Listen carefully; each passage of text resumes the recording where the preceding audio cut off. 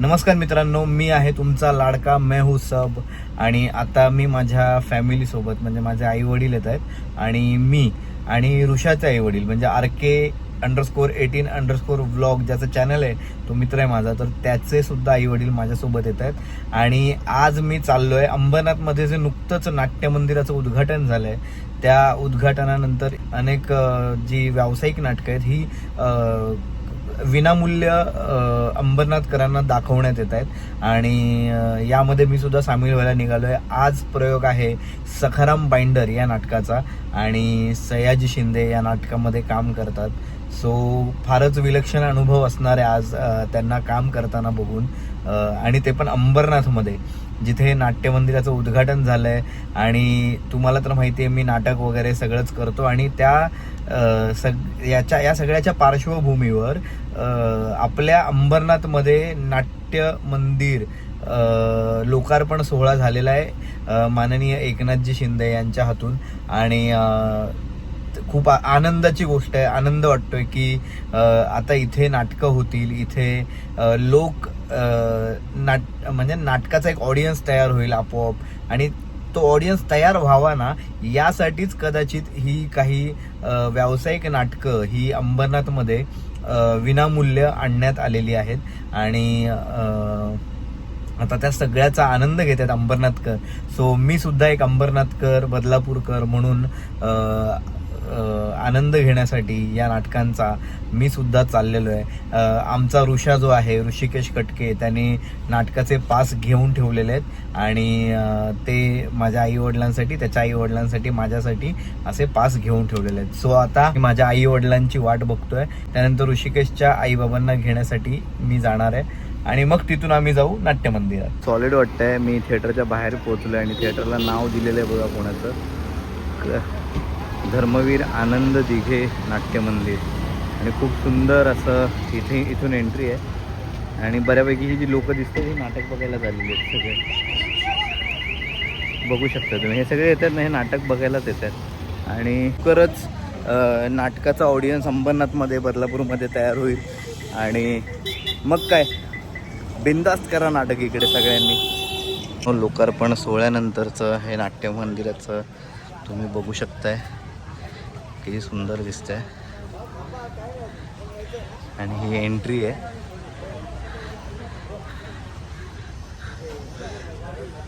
मुळे मला नाटकाला यायला मिळाले. ज्यांनी पास घेऊन ठेवलाय माझा, तो बघा इकडे उभा आहे.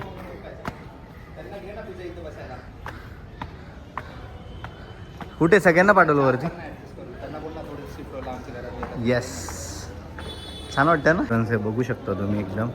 आणि एकदम फ्रंटलाच धर्मवीर आनंद दिघे यांची ही पेंटिंग.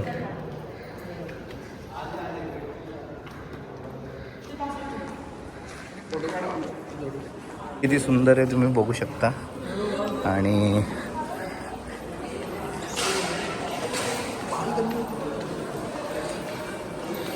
इथे सगळ्या वरिष्ठ नामवंत कलावंतांच्या तस्वीरी आहेत.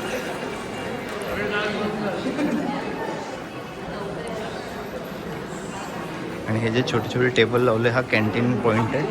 इथे कॅन्टीन आहे.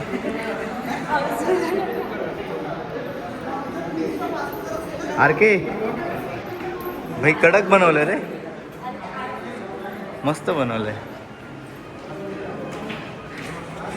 ही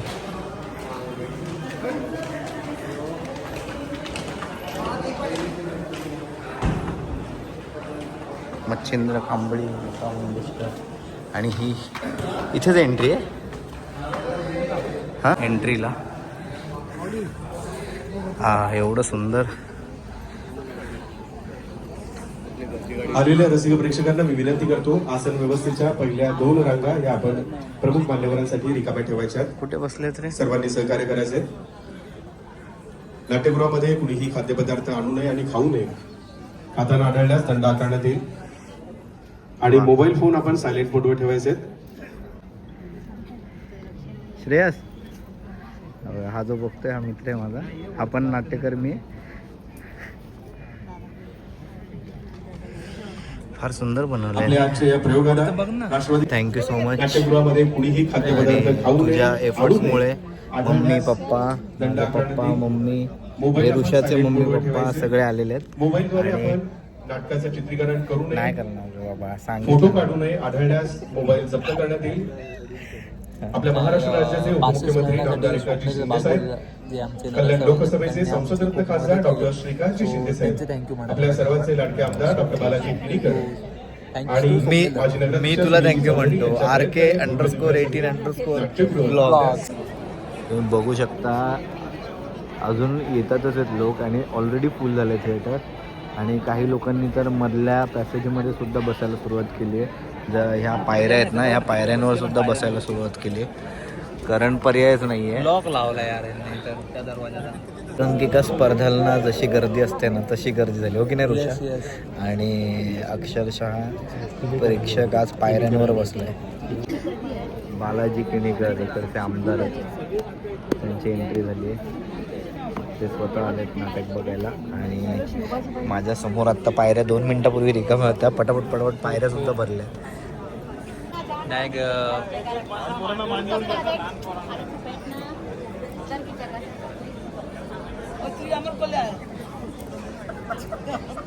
अभिजित झुंजारराव, नेपथ्य डॉक्टर सुनील पाटील, संगीत आशुतोष वाघमारे, प्रकाश योजना श्याम चव्हाण, निर्माता मनोहर जगताप, कार्यकारी निर्माता निखिल जाधव, सूत्रधार प्रणीत बोडके.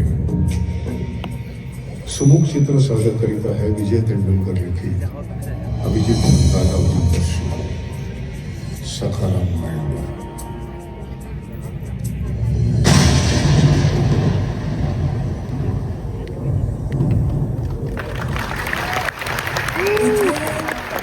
वेगळ्याच विश्वात प्रवेश करतात.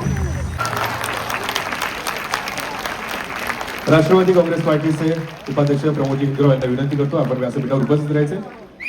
तसेच पत्रकार भूषणजी करंदीकर यांना विनंती आहे आपण व्यासपीठावर उपस्थित राहायचे. चार्टर्ड अकाउंटंट हेमंत गोगटे, उद्योजक गणपत पाटील, सुभाषजी साळुंखे, निखिलजी चौधरी, माजी नगराध्यक्ष मनीषादेवी वाळेकर यांना विनंती आपण व्यासपीठावर उपस्थित राहायचे.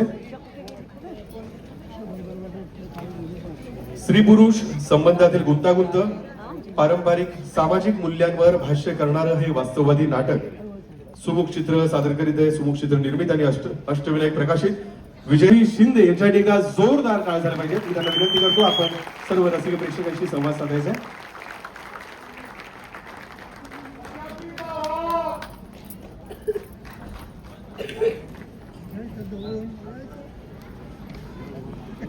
अंबरनाथच्या सगळ्या प्रेक्षकांचं खूप खूप अभिनंदन. हॅपी दिवाळी, धन्यवाद.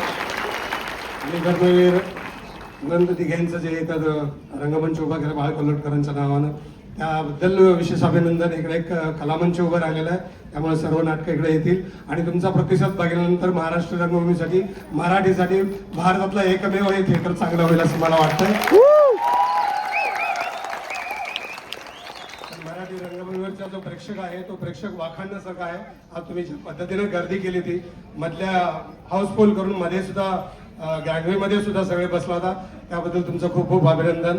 आणि ओव्हरलोड आहे तर धन्यवाद. खूप खूप शुभेच्छा. आणि दिवाळी मजा करा, फटाके वाजवू नका आणि आनंदाने घालवा. धन्यवाद.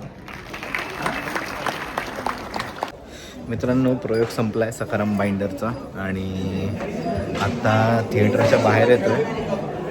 खूप छान एक्सपिरियन्स होता अंबरनाथमध्ये नाटक बघताना, आणि ते पण एक चांगल्या AC नाट्य मंदिरगृहामध्ये. फारच सुंदर असे फोटो लावलेत. हां,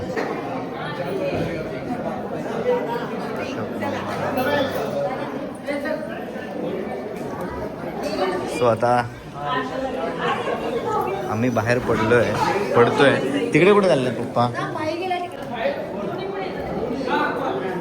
सगळे काय म्हणतात, खूप नामवंत चेहरे तुम्हाला इथे बऱ्यापैकी सगळ्यांचेच फोटोज किंवा आपण म्हणू चित्र लावण्यात आले. कधी इमॅजिनही केलं नसेल आज इथे असे नाटकांचे एवढे पोस्टर दिसत आहेत. आज आम्ही हे नाटक बघितलं आहे, सखाराम बाइंडर. आणि सयाजी शिंदे स्वतः खूप छान, म्हणजे आता मी काय तारीफ करणार ना सयाजी शिंदे यांची.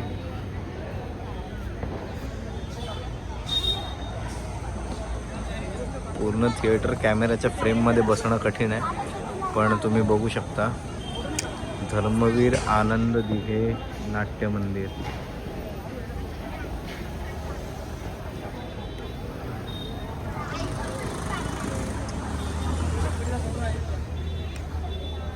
आणि मी वर्सेस मी कधी आहे 24 तारखेला. उद्या संगीत देवबाभळी आहे. याआधी करून गेलो गाव झालं आहे, आजीबाई जोरात झालं आहे, सखाराम बाइंडर देवबाभळी 23 ऑक्टोबरला दुपारी 4:30 वाजता. 24 ऑक्टोबरला दुपारी 4:30 वाजता मी वर्सेस मी. हे नाटक माझ्या मित्रांनी लिहिलं आहे आणि त्यांनी दिग्दर्शनसुद्धा केलं आहे.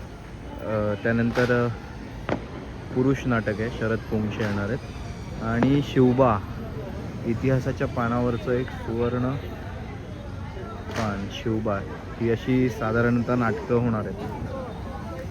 फार सुंदर परिसर, झाडं बाहेर आहेत ॲक्च्युली, पण फारच सुंदर केलं आहे. आणि लोकार्पण सोहळा झालेला आहे.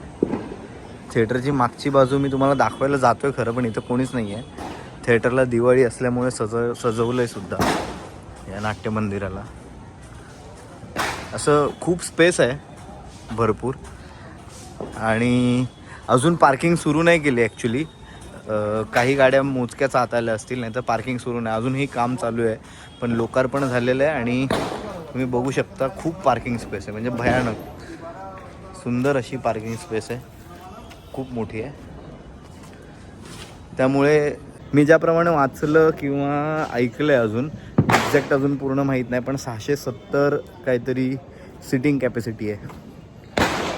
हे बॅकस्टेज आहे, इथे टेम्पो लावला आहे बघा तुम्ही.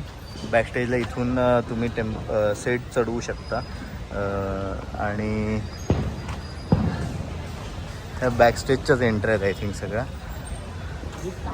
ही थिएटरची डावी बाजू आहे. उजव्या बाजूला फारच अंधार होता, मग तिकडे व्हिडिओ येतच नव्हता चांगला, म्हणून मग मी आता या बाजूने व्हिडिओ काढतो आहे. आणि इकडे हा आहे जनरेटर बॅकअप बघा तुम्ही.